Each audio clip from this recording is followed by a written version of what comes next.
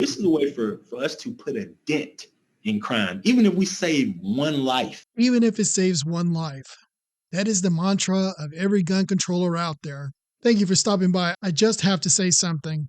I created this channel specifically to talk about the Second Amendment, self-defense for regular people like you and me, and crime prevention, and how that could help people from becoming victims of crime, and also take the oxygen out of the room for every gun controller out there by holding politicians and violent criminals accountable for their actions. This video is going to focus on Georgia lawmakers coming together in 2023 to discuss gun safety. And at least from this article, it seems to be a very feeble attempt at gun control and not really solving any serious issues that involve violent criminal actors. I'm going to be showing a compilation of videos from around the United States of violent criminal actors that this legislative body needs to address. It's time for politicians to stop attacking legal gun owners that have not committed any crimes and to start focusing on a problem which are repeat violent felons that are using guns in the commission of a crime. Let's dive into this video. We are just 5 days away from the start of the 2023 legislative session under the Gold Dome, and a hotly debated issue set to take center stage. We're talking about guns. The state's constitutional carry law is now in effect, allowing any non-felon to have a gun in public without a permit. And this is what I have a problem with legislators. They're all bedwetting themselves about law-abiding citizens being able to carry a gun without a license, without permissions from the government. However, 25 other states already permit this, and there's been no big deal about it. Why are you wasting time concerning yourself what law-abiding citizens are doing when you have criminals that are doing things like this?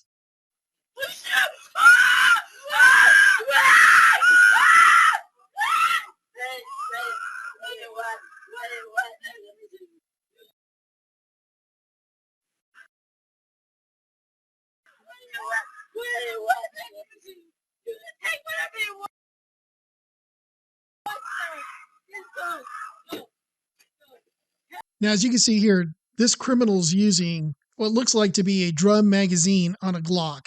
What I want legislators to be focused on is not on what risk I am, because I've carried a gun for over 20 years. I've been around guns for over 40 years, and I have not done anything. What I want my legislators to be focused on, putting violent criminal felons in jail for committing armed robbery, and then having special enhancements that cannot be waived, and tack on an extra 5 years for extending the capacity of this weapon. If you notice, I did not say having standard capacity magazines. This person intentionally extended the capacity of that weapon in the commission of a crime. And that should lead to special enhancements that are minimum of 5 years. You want to get serious about reducing gun violence? Then let's get to the people that are committing the violence. Atlanta News First reporter Patrick Quinn has more from the state capitol on how local lawmakers are balancing gun rights and protecting, Patrick, the public from gun violence. And tonight I spoke with State Senator Elena Parent. She has a bill that will go before legislators here at the state capitol this session. And if passed, her bill would allow events to ban guns at public parks, what's currently not allowed under the state's constitutional carry law. Frankly, there's danger involved in a state with guns as ubiquitous as we have them here in Georgia, where you've got a lot of people. State Senator Elena Parent said it's a safety issue and an economic issue. She believes she'll have bipartisan support to allow organizers like Music Midtown to set up screenings and ban guns from large events at public parks if they want to. It would just give them an option. Yes, it would just give them an option. They wouldn't have to do it. Parent said she expects a slew of bills and robust debate at this legislative session over guns, especially in light of the state's constitutional carry law going into effect January 1st, where you no longer need to have a permit to carry a gun in Georgia. And see, this is why I can't take gun controllers seriously, because if your biggest fish to fry is someone taking a gun into a concert scenario or some kind of public setting, is your biggest problem, then you're foolish, because law-abiding citizens aren't going to be the problem, and criminals don't care about your stupid laws. And oh, by the way, if you really were serious about mitigating gun violence by your definition, how much money is a state legislator going to spend on mental health? And what are you going to do about violent criminals that do stuff like this? Suspect is now northbound. Watch out, watch out, watch out, watch out, watch out, watch out. Shots fired! Shots fired! As a citizen and as a gun owner, as a parent, I am much more concerned about violent criminals with Glock switches and extended capacity magazines out there committing violence against civilians and police officers than I am about somebody going to a park or a concert with a gun. What are you going to do about it, Mr. Politician? Because I'm not the problem. We have a governor who's changed the laws so much so that people with these don't matter anymore. Atlanta City Council member Antonio Lewis flashed us his gun permit. He just guided an ordinance through Atlanta City Council, calling for the city to hand out roughly 2,000 free lock boxes to help encourage gun owners to safely store their firearm. So ideally, you'd like to see these locks used not just in a car, but also potentially at home as well. Oh, yes, most definitely. I need them. If you have a gun, I think you need to lock it. Lewis said the shooting on the 17th Street Bridge that took the lives of a 12 and 15-year-old inspired his safe storage initiative. He said he's not against guns, just wants to deter accidental shootings and reduce thefts of unsecured guns and the violence that can come from them. Again, these are all feel-good solutions where politicians don't have the courage to stand up and say, we've had enough of violent criminal actors doing what they're doing, and we're going to hold them accountable. It is super easy to go after the law-abiding citizens and give them a hard time because we're going to comply.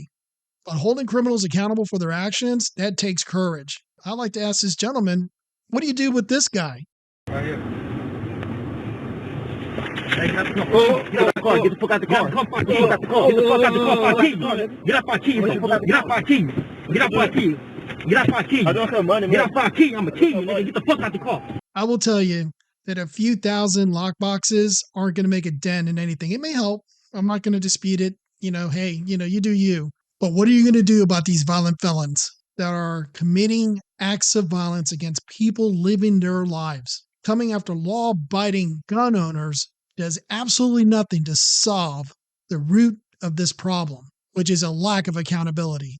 I've always stated the reason why gun controllers never really want to get down to the two primary causes of gun violence by their definition, which is mental health. If we took care of that, that would resolve about 50% of all gun deaths in the United States. And criminal activity, which accounts for about 30% of all gun violence in the United States. And these charts that I'm providing you are from a Washington Post article that will be linked below in the description box.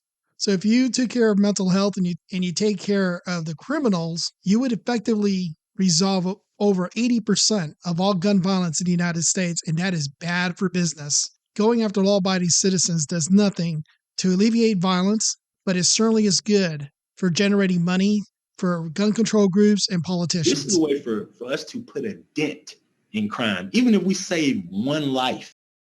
So if it only saved one life, will you take the recommendations that I'm making about holding violent criminals accountable for their actions with guns and improve mental health services throughout the state of Georgia? I'm willing to bet you're probably going to say no.